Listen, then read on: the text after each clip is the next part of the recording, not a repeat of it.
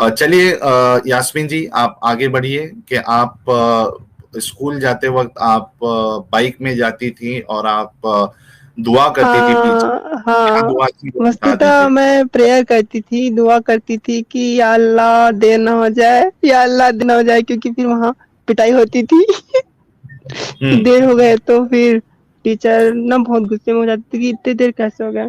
तो मतलब इतनी मैं आस्तिक थी, रिलीजन को फॉलो करती थी कि छोटी-छोटी चीज़ों के लिए भी खुदा बंदे आलम को याद करती थी। तो मतलब मेरे लिए ये जो एथिस्ट होना है वो मतलब एक्स मुस्लिम होना बहुत ज़्यादा मुश्किल का काम था। क्योंकि कठिन था अगर आपके कि लिए। हाँ, बहुत ही कठिन। हम्म। क्योंकि कोई भी इंसान किसी चीज़ को प्रॉपरली मान रहा है और मतलब जब मैंने इन लोगों के वीडियोज़ को देखना भी शुरू किया था, तब तो मुझे बहुत गुस्सा आता था और मैं उनको मतलब ना दुआ करती थी अल्लाह पाक से कि इनको नेस्तनाबूद कर दो। अच्छा, मतलब जो इस्लाम के खिलाफ वीडियो बनाते थे तो आप उनके लिए हाँ, बद्दुआएं देती थी। हाँ। ओ हो। ठीक है। हाँ, फिर आगे आगे चलिए, दास्तान को अपनी कंटिन्यू करिए। उसके बाद फिर क्या हुआ, यानी कैसे क्या कुछ हुआ, सब बताइए सभी दर्शकों हाँ, को। तो समय के साथ-साथ बहुत सारी चीज़ें हम ऑब्ज़र्व करने लगे, मतलब महसूस करने लगे। देखे कि हमारे आस-पास क्या हो रहा है। उस समय ये 3 तलाक और वो जब हम ये मतलब इतने बड़े हो चुके थे कि सही-गलत का फ़ैसला ले सकते थे और समझ सकते थे। तो ये जो हम्म। 3 तलाक का जो समय था वो 2014 या 15 में ये ज़्यादा उठा था ना? बैन कब हुआ था 3 तलाक? एग्जैक्ट ईयर और मंथ मुझे याद नहीं है, लेकिन अगर हमारे दर्शकों में से किसी को पता है तो वो कमेंट में मेंशन कर दे। ट्रिपल तलाक अ, की आप बात कर रहे हैं, जो नया बिल पास हुआ था। ट्रिपल मतलब तलाक की बात जो कर रहे हैं ना आप? 3 बार तलाक हाँ, के हाँ, अगेंस्ट में हाँ, जो कानून आया था। हाँ, हाँ। ठीक है, हमारे दर्शक हमको अपडेट दे देंगे। वो शायद मोदी जी के ना मतलब पीएम बनने के बाद हुआ था ऐसा कुछ। तो जी, मतलब अभी 2014 के बाद से हुआ है ऐसा समझ सकते हैं। 2018-19 में शायद हुआ है। हाँ, हाँ, हाँ, हाँ। और 2014 एक में आ रहा मोदी है जी आए उसके बाद 2016 से। में। 4 साल पहले हमारे शहंशाह भाई ने हुँ, अपडेट किया है कि 4 साल पहले ये हुआ था। और मीनवाइल वरुण जी ने $1.99 का कंट्रीब्यूशन किया है। बहुत बहुत शुक्रिया वरुण जी। वाह वाह, लानत भेजना सुन्नत है। हाँ, और उसी सुन्नत पे हमारी यास्मीन जी भी अमल कर रही थी कि जो इस्लाम के अगेंस्ट में वीडियो बना था, उनके लिए वो बददुआ करती थी। ठीक है, तो फिर ये कानून आया, उसके बाद क्या हुआ? हाँ, तो मतलब टीवी पे बहुत ज़ोरों-शोरों से चलता था और मेरे घर के लोग बड़े इंटरेस्ट लेके देखते थे, क्योंकि जब संसद में ये बातें चलती थीं और न्यूज़ में दिखाते थे, तो सब लोग इंटरेस्ट से देखते थे क्या होने वाला है और मैं भी देखती थी। तो मैंने एक ऐसे ही देखी उनका न्यूज़ में, तो वो लड़की रो रही थी और नकाब में थी, हम्म। मुस्लिम थी और वो बोल रही थी कि पहले मेरे ससुर से बोला गया कि मतलब उसका पति जो था उसने उसको 3 तलाक दे दिया और 3 तलाक इसलिए दिया क्योंकि उस लड़की के जो दाँत थे ना वो टेढ़े-मेढ़े थे। अच्छा। हाँ, न्यूज़ में मैंने देखा हम्म। कि तो वो बता रही थी तो शादी से पहले नहीं देखा था क्या? अब वो जो था उसका पति वो होगा छिछोरा। अब हम्म। घर वालों के बोलने से या किसी पैसे के लालच से उसने कर लिया होगा उसने निकाह। हम्म। और क्योंकि इस्लाम में क्या है कि भई आप 4 शादी कर सकते हो और अगर हम्म। नबी के समय होता है तो लौंडिया करोड़ों रखो। यानी हम्म। कि मतलब बोलते हैं ना कि 4 रख लो और बाकी जो है वेश्यालय की तरह भर लो लड़कियाँ। लोगों को हम्म। मारो काटो, उनकी बहन-बेटियों को लाओ और बनाओ अपना लौंडिया, गुलाम बनाओ, बांदी बनाओ। हम्म। तो वही है, बस ये है कि वो लौंडिया नहीं बना पाते अब। हम्म। तो वो अब लड़की मौका नहीं बता है रही वैसा। थी हाँ, वो लड़की बता रही थी कि भई मतलब मेरे दाँत टेढ़े-मेढ़े थे तो मेरे हस्बैंड ने शादी के बाद मतलब पहले मैं जब शादी करके गई तब से मुझे पसंद नहीं करते थे। बाद में उन्होंने 3 तलाक दे दिया और जब हम्म। वापस से उनके साथ वो रहने के लिए मतलब मतलब घरवालों ने समझाया तो बोले कि हाँ, भी रह लेंगे करके। तो जब वो मतलब रहने के लिए बोले तो उनकी एक शर्त ये थी कि हमारा जो बाप है, ससुर है उस लड़की का, उसके साथ हलाला करो। और उसके बाद जब ससुर से हलाला हो गया तो फिर 3 तलाक दे दिया, फिर बोले देवर से हलाला करो फिर होगा, यानी लड़की के 2-3 बार ऐसे हलाला हुआ। तो वो बोल रही थी 3 तलाक खत्म होना चाहिए, और ये बात आप यूट्यूब पे सर्च करोगे तो उसकी बयान भी मिलेंगे, और ये तो बहुत छा गया था उस समय। और मतलब जो इस्लाम को सही समझता है, और ये चीज़ सूरह निसा में है, ये आयत हलाला वाली। तो ऐसा खुदा जो ऐसी सूरह हरकतें बकरा करवाता में हो। है, सूरह बकरा में है? बकरा में, जी सूरह बकरा में सूरह नंबर 2 आयत नंबर 230 में डिस्क्रिप्शन में पूरा दिया गया है। ये कुत्ता कहाँ से भौंक रहा है, किसके ऊपर भौंक रहा है? ये अल्लाह पाक ने भेज दिए हैं बचाने के लिए। नहीं तो वहां रहमत के फरिश्ते नहीं आएंगे ना। अच्छी बात है कि रहमत के फरिश्ते नहीं आएंगे उधर। अरे शैतान हमारे साथ है फिर तो। अच्छा, राज राज अग्रवाल जी ने 40 रुपीज का कंट्रीब्यूशन किया है, thanks a lot. What is meaning of निकाह? देखिए मैंने एक कमेंट में उसको मैंने डाला है कि जो इस्लामिक लॉ में जो निकाह है वो it's more like a marriage contract, लेकिन अगर उसको अरेबिक वर्ड उसका अगर लिटरल मीनिंग देखे तो दैट इज सेक्सुअल इंटरकोर्स। तो ये निकाह है, उसका लिटरल मीनिंग जो है वो सेक्सुअल बहुत इंटरकोर्स है। बहुत ही घटिया, बहुत ही घटिया। यहाँ शादी हम बोलते हैं ना, मतलब कि गैर मजहब में बोलते हैं, हिंदुओं में ही बोलते हैं शादी पवित्र रिश्ता होता है। हम्म। यहाँ निकाह पवित्र रिश्ता नहीं होता, पैसे देते हैं उस लड़की को खरीदते हैं। और अल्लाह पाक तो ये कहते हैं कि जो औरत है वो लड़कों से मर्दों से इसलिए कमतर है क्योंकि मर्दों ने तुम पे माल खर्च किए हैं, यानी कि हम्म। तुम एक कोई चीज हो जो बाजार में बिकती हो, और जो हम्म। लड़के हैं वो तुम पे माल खर्च किए हैं, इसलिए तुम उनसे कमतर हो, वो तुमसे ऊंचे हैं। तो बिल्कुल। वो क्या बोलते हैं उसको, मेहर, मेहर शादी मेहर। के, है ना, हम्म। मेहर। तो सही। वो है, तो ये तो ऐसे होगा ना कि आप कहीं जा रहे हो और किसी दलाल के पास वेश्यावृत्ति करने के लिए, और किसी वेश्या को पैसे दे रहे हो कि ये रखो पैसे, और अब फिर हम लोग अपना जो भी क्रियाक्रम है घटिया काम वो करें। तो ये तो वही हम्म। हो गया ना, बस इसका नाम दे दिया निकाह। मुता भी वैसे ही है, इन दोनों हम्म। में फर्क क्या है? बस ये मुता वाले तो में बहुत पैसे देके, डेंजर है। वही तो।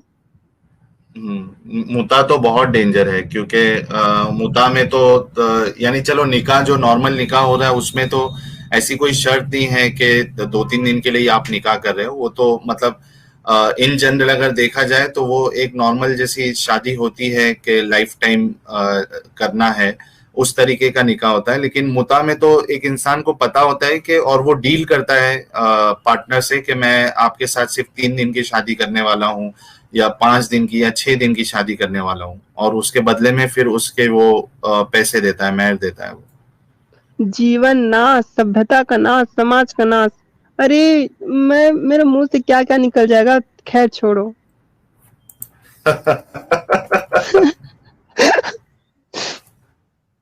अच्छा, इसमें ये आर्यन सिंह जी कह रहे हैं कि हलाला में सेक्स भी होता है ना, जरा स्पष्ट हाँ या ना में बताएं। बिल्कुल, उसकी कंडीशन ये है कि अगर आप यानी आपका डिवोर्स हो गया है अपने वाइफ के साथ, ठीक है, तीसरी बार वाला जो डिवोर्स होता है, अगर वो हो चुका है तो उसके बाद अगर उसको दोबारा अपने पहले वाले शौहर के पास आना है तो उसको किसी और से निकाह करना पड़ेगा, और उसके बाद उसके साथ सेक्स भी होना जरूरी है। उसके बाद अगर वो तलाक देता है तो फिर ये अपने पहले शौहर के पास वापस आ सकती है। तो इंटरकोर्स जो है, सेक्सुअल इंटरकोर्स, ये कंपलसरी है। राज अग्रवाल जी पूछ रहे हैं मेहर क्या है। मेहर वही है जो अभी यास्मीन जी ने बताया है कि आप जब निकाह करते हो तो एक अमाउंट फिक्स होती है। आजकल तो अमाउंट चलता है, वरना उसमें सोना भी हो सकता है कि आप म्यूचुअली एक रकम या कोई चीज तय करते हो कि ठीक है 10,000 रुपया मेहर है या 10 तोला सोना है निकाह करने के लिए, तो इस तरीके से मेहर तय किया जाता है। राज अग्रवाल जी, यास्मीन तुम पे रखो दुरूदो सलाम इस्लाम को छोड़ने के लिए, you are a brave girl, आपके लिए मैसेज है। बहुत-बहुत धन्यवाद। मैं चाहती हूँ कि दरूद और सभी सलाम मुस्लिम भेजा जा रहा औरतें है सभी लोग छोड़ दें। शुक्रिया मुझे नबी बना दिया। आपको। ठीक है, आप आगे कंटिन्यू करिए। वैसे तो मैं कहाँ आप पर ये सब थी? देख रही थी, 3 तलाक का जो मसला हाँ, न्यूज़ चैनल में चल रहा था, आप ये देख रही थी, उसके बाद क्या हुआ फिर आपके साथ? तो एक हृदय को बहुत ठेस पहुँची कि यह किस प्रकार का दृश्य है, किस प्रकार का व्यवहार है, महिलाओं के साथ ये क्या हो रहा है? और हम लोग क्या होता है जीवन में, हम लोग कोई भी चीज़ देखते हैं तो तुरंत उस पे रिएक्ट नहीं करते, अर्थात कि तुरंत उस पे वो नहीं करते। वो धीरे-धीरे हमारे हृदय में वो इकट्ठा होता रहता है और एक समय ऐसा आता है जब वो चीज़ पूर्ण रूप से विकसित हो जाती है, भर जाती है, तब वो फूट जाती है। यानी कि जैसे गुब्बारे में हवा भरते रहो और एक समय के बाद उसमें हवा जाने का वो नहीं रहेगा, तो वो गुब्बारा फट जाता है। वैसे ही बहुत सारी अच्छाइयाँ मुझे पता थी इस्लाम की, लेकिन अब समय था, अब ये नेचुरली अल्लाह पाक की मेहर से कि धीरे-धीरे मुझे इस्लाम की बुराइयाँ पता चलने लगी। अब वो मैं पहला बुराई पता चलती तो उसको इग्नोर करती, लेकिन वो दिल में था। दूसरा पता चलता उसको इग्नोर करती, वो भी दिल में था। ऐसे करके सारी चीज़ें इकट्ठा होती गई और उसके बाद जब मैं 11th में चली गई और उसके बाद मैंने मतलब जो साइंस होता है, विज्ञान होता है, उसके नज़रिए से इस्लाम को देखा। तो मानवीय गुण तो पहले से मेरे आँखों के सामने से वो हट गया था इस्लाम का। उसके जो व्यवहार, आचार, विचार हैं और फिर मुझे हिस्ट्री पता चली इस्लाम की कि इस्लाम कैसे फैला और हमारे देश में जिस तरह से इस्लाम फैला है ना, मतलब कोई ऐसा इंसान हो जो भावुक हो तो उसकी आँखों से लहू के आँसू निकले। ऐसा इस्लाम फैला है भारत में। ऐसे जी। मतलब भयानक तरीके से इस्लाम को फैलाया गया है, औरतों हुँ, की इज्जत लूट के, बच्चों का हुँ, कत्ल करके, मर्डर करके ऐसे इस्लाम को फैलाया गया है। तो ऐसी जब चीज़ें मुझे पता चली और विज्ञान के ताल्लुक से ना इसमें कुछ ज्ञान है, ना विज्ञान है, ना शिष्टाचार है, ना मानवता है, कोई भी ऐसी चीज़ जिसके लिए कोई धर्म बोल सकते हैं कि हाँ भाई ये धर्म है, ये जो है खुदा का भेजा हुआ कोई मार्ग है, कोई रास्ता है, ऐसा बोले तो ऐसा कुछ भी चीज़ इस्लाम में नहीं आता, कुछ भी, एक चीज़ भी। अभी मेरी एक डिबेट हो रही थी कुछ दिन पहले, तो मैंने उन मौलवी साहब से पूछा था कि मुझे एक ऐसी चीज़ बता दीजिए इस्लाम में जिससे मानव जाति को फ़ायदा हुआ हो। आप यकीन नहीं मानोगे, वो लंबी भाषण करता रहा लेकिन एक ऐसी चीज़ नहीं बता सका जिससे इस्लाम की दी हुई उस चीज़ से इंसानियत को फ़ायदा हुआ। और हुँ। करोड़ों चीज़ मैं ऐसे गिना सकती हूँ जिससे इस्लाम की वजह से पूरी दुनिया बर्बाद है और आज देख सकते हो तालिबान की वजह से लोग कैसे रो रहे हैं, वो लोग उसी इस्लाम को फ़ॉलो करते हैं। बिल्कुल। अच्छा, ये राज अग्रवाल जी कह रहे हैं यास्मीन जी कि आपकी हिंदी बहुत अच्छी है, उर्दू से अच्छी है। जिस तरीके से धन्यवाद। आप जो वर्णन क्या कहेंगे उसको, अल्फाज आप यूज कर रही हैं, शब्दों तो का उससे उच्चारण। शब्दों का जो उच्चारण आप कर रही हैं, बिल्कुल ऐसा एकदम ऐसा लग रहा है कि एकदम हाई लेवल कोई शायर नहीं, क्या कहते हैं उसको, कवि के साथ हम ये अरे सेशन बस कर रहे हैं। करो। बिल्कुल, आप कंटिन्यू करिए। बहुत अच्छा लग रहा है आपकी बातें सुन के। नहीं, अल्फा इतनी सेंटोरी जी तारीफ़ें ने मत करो। नहीं, अगर आप तारीफ के लायक है तो फिर तारीफ भी होती जाएगी, इसमें कोई शक नहीं है। अल्फा सेंटोरी जी ने $1 का कंट्रीब्यूशन किया, थैंक्स अ लॉट। और नीरज सिंह जी, बहुत बहुत पहले तो आपका स्वागत है नीरज जी। आबादी कम की है बस, नीरज सिंह जी कह रहे हैं आबादी कम की है। नीरज जी, किस आबादी के बारे में आप बात कर रहे थे, जरा नॉर्मल कमेंट में बता दीजिएगा। यास्मीन जी, आप कंटिन्यू करिए, फिर उसके बाद क्या हुआ? फिर मुझे भई धीरे-धीरे मेरे दिल में जमा हुआ कि शिष्टाचार और सभ्यता के मतलब नज़रिए से इस्लाम तो गिर चुका था। अब ज्ञान-विज्ञान के स्थिति से भी गिर गया था। बहुत सारे ऐसे आते हैं जो साइंस की मतलब मर्डर कर देते हैं। और मिसाल के इसकी भी तौर पे? मिसाल के तौर पे वही पुराना वाला ले लो तो अब सबको पता चल गया होगा, पहाड़ वाली बात ले लो, आसमान हुँ, वाली बात ले लो, है ना? हुँ, तो हुँ, ऐसे ही आते हैं, अरे भाई 6वीं क्लास का बच्चे को पता है सारा कुछ, और ये अल्लाह बन के खुद 7वें आसमान में बैठा है, इसको पता नहीं पहाड़ कैसे बनते हैं। एक एक ना मतलब वो मौलवी से मेरी बात हुई थी, हुँ, तो मैंने उनसे बोला कि अल्लाह पाक ने पहाड़ को गाड़ दिया है, तो इसको साबित करो। तो वो ये बोलने लगा कि अल्लाह मतलब क्योंकि वो है हदीस है उसमें आता है कि जब ज़मीन अल्लाह पाक ने बनाई तब वो हिलने लग रही थी, डामाडोल हो रही थी क्योंकि वो पानी के ऊपर था। तो अल्लाह पाक ने हुँ, पहाड़ बनाया और उसमें गाड़ दिए ताकि वो ना हिले नहीं। तो ऐसा उसने बोला मुझसे। तो मैंने कहा कि आप मुझे बताइए सबूत के साथ कि मतलब पहाड़ बनते हैं तो क्या सच में ऐसे बनते हैं? तो बोला हाँ। हुँ, तो मैंने बोला कि माउंट एवरेस्ट जो है वो हर साल कुछ नैनो मतलब बहुत नैनो मतलब सेंटीमीटर बढ़ रहे हैं। हुँ, तो अगर अल्लाह पाक ने पहाड़ को गाड़े थे तो वो बढ़ क्यों रहा है? नीचे से बढ़ हुँ, रहा है ना वो, और गाड़ने का मतलब ऊपर से होता है। तो फिर हुँ, उसके पास जवाब सही। था नहीं। और फिर मैंने उसको उनको बताया, और ये बात मुझे भी नहीं पता थी कि पहाड़ कैसे बनते हैं। मैंने एक वो जियोग्राफी क्या बोलते हैं उसको, भूगोल शास्त्री की मेरी एक दोस्त थी, तो उनसे मैंने पूछा था कि पहाड़ कैसे बनते हैं, तो उन्होंने मुझे डिटेल से ना मतलब फ़ोटो खींच के दिया था अपने बुक की।